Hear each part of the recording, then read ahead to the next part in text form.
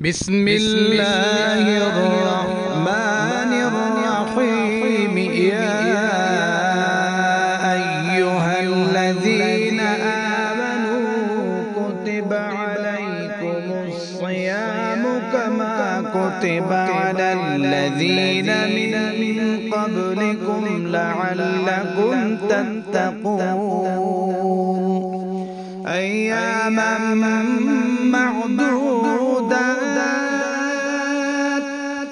فمن كان منكم مريضا أو على سفر فعدة من أيام أخر، وعلى الذين يطيقونه فدية طعام مسكين،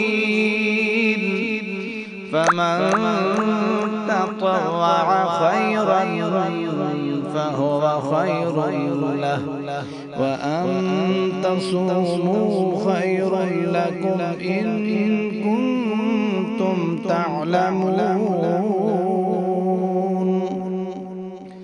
شهر رمضان الذي أنزل فيه القرآن هدى للناس وبينات من الهدى والفرقان، فمن شهد منكم الشهر فليصم،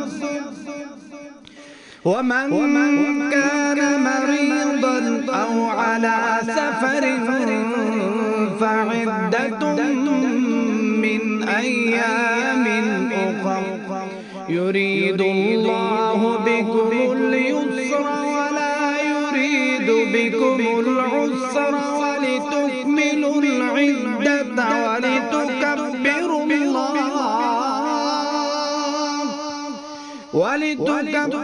الله على ما هداكم ولعلكم تشكرون.